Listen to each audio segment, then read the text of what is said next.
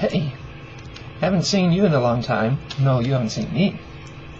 Anyway, thought it's about time I continued reading Witch Baby. I need my Witch Baby fix. So I'm going to pick up where we left off last time, which was a couple of weeks ago.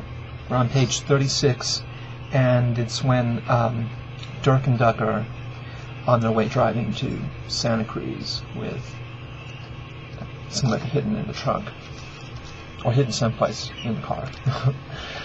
On the way to Santa Cruz, Dirk and Duck stopped along the coast to surf. They stopped so many times to surf and eat. They finished the avocado sandwiches in the first 15 minutes and bought sunflower seeds, licorice, peaches, and Foster's Freeze soft ice cream along the way. But they didn't get to Santa Cruz until late that night. Duck was driving when they arrived, and he pulled Jerry up in front of the Drake house where Duck's mother, Darlene, lived with her boyfriend, Chuck, and Duck's 8 brothers and sisters. It was an old house painted white with a tangled garden and a bay window full of lights and crystals. In the driveway was a Volvo station wagon with a Visualize World Peace bumper sticker. Dirk and Duck sat there in the dark car, and neither of them said anything for a long time. Witch Baby peeked out from the trunk and imagined Duck playing in the garden as a little duck, freckled and tan. She imagined a young duck running out the front door in a yellow wetsuit with a too big surfboard under one arm and flippers on his feet. I wish I could tell my mom about us, Duck said to Dirk, but she'll never understand. I think we should wait till morning to go in. I don't want to wake them. Whatever you need to do, Dirk said. We can go to a motel or sleep in Jerry. I have a better idea, said Duck. That night they slept on a picnic table at the beach, wrapped in sweaters and blankets to keep them warm. Duck looked at the full moon and said to Dirk, "The moon reminds me of my mom. So does the sound of the ocean," she used to say. She used to say, "Duck, how do you see the moon? Duck, how do you hear the ocean?" I can't remember how I used to answer. When Dirk and Duck were asleep, Witch Baby climbed out of the trunk, stretched, and peed. I wish I could play my drums, so they sounded the way I hear the ocean, she thought, closing her eyes and trying to fill herself with the concert of the night. Then she looked up at the moon. How do I see the moon? I wish I had a real mother to ask me. The next morning, while Witch Baby hid in Jerry's trunk, Dirk and Duck hugged each other, surfed, took showers at the beach, put on clean clothes, slicked back their hair, hugged each other, and drove to the Drake house. Some children with upturned noses and blonde hair like ducks and Birkenstocks on their feet were playing with 3 white dogs in the garden. When Dirk and Duck came up the path, one of the children screamed, "Duck!" All of them ran and jumped on him, covering him with kisses. Then 3 older children came out of the house and jumped on Duck, too.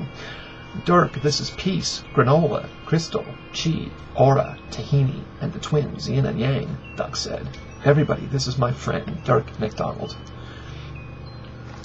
A petite, blonde woman wearing Birkenstocks and a sundress came out of the house. "Duck!" she cried. "Duck!" She ran to him and they embraced. Witch Baby watched from the trunk. "We have missed you so much," Darlene Drake said. "Well, come inside. Have some pancakes. Chuck will be home soon." Duck looked at Dirk. Then he said, "Mom, this is my friend, Dirk McDonald." "Hi, Dirk," said Darlene, but she hardly glanced at him. She was staring at her oldest son.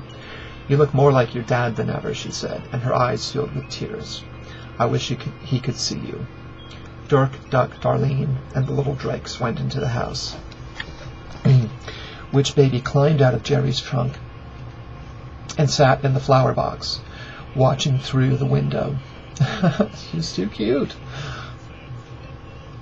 She saw Darlene serve Duck and Dirk whole wheat pancakes full of bananas and pecans and topped with plain yogurt and maple syrup. A little later, the kitchen door opened and a big man with a red face came in. "Chuck, honey, look who's here," Darlene said, scurrying to him.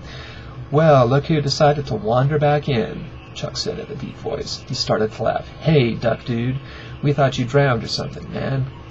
"Chuck," said Darlene. Duck looked at his pancakes.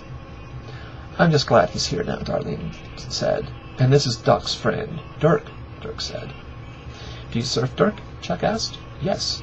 "Well, me, you, and Duck can catch some Santa Cruz waves, and I'll show you where the no-cow babes hang," Chuck said.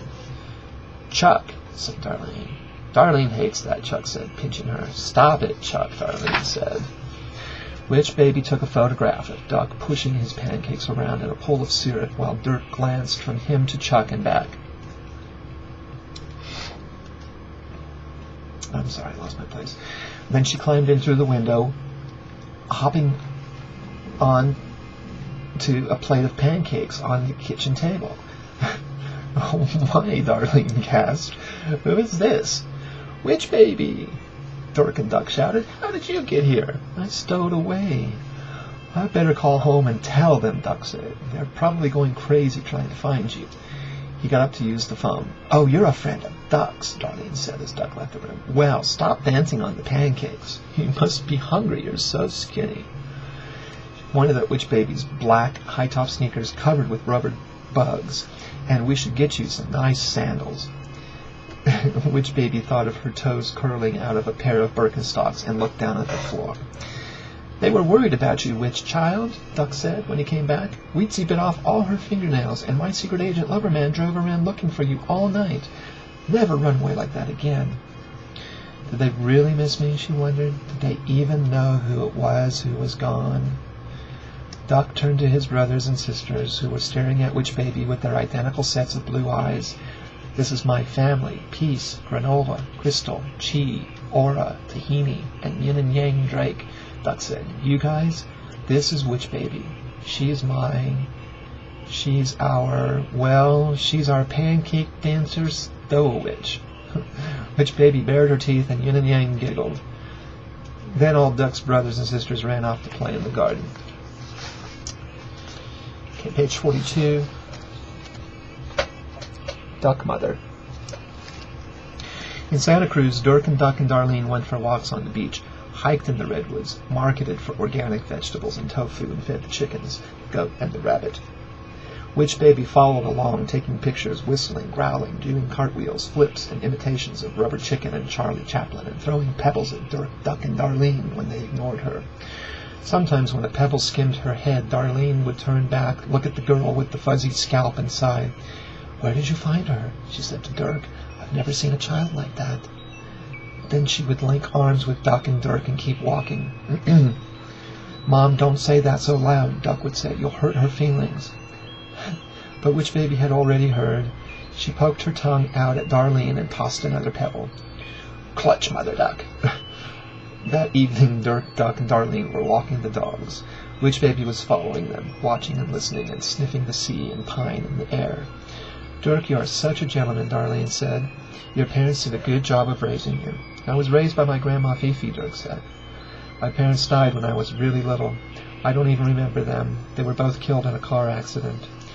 Darlene's eyes filled with tears, like Duck's dad, she said. That night she gave both Dirk and Duck fisherman sweaters that had belonged to Duck's dad, Eddie Drake. She didn't give Witch Baby anything. Witch Baby kept watching and listening and nibbling her fingernails. She hid in the closet in Duck's old bedroom, with the fading surf pictures on the walls, and the twin beds with surfing Snoopy sheets, and heard Duck and Dirk talking about Darlene's boyfriend, Chuck. He is such a greaseburger, Duck told Dirk. Tell me about your dad, Duck, Dirk said. He had asked before, but Duck wouldn't talk about Eddie Drake. He was a killer Malibu surfer, Duck said. I mean, a fine athlete. He had this real peaceful look on his face, a little spaced out, you know, but at peace. They were totally in love. She was Miss Zuma Beach. They fell in love when they were 14, and like that was it. They had all of us, one right after the other. Me while they were into the total surf scene. I gotta stop. I'm gonna run out of time here. So anyway, thank you, Francesca. This is for you.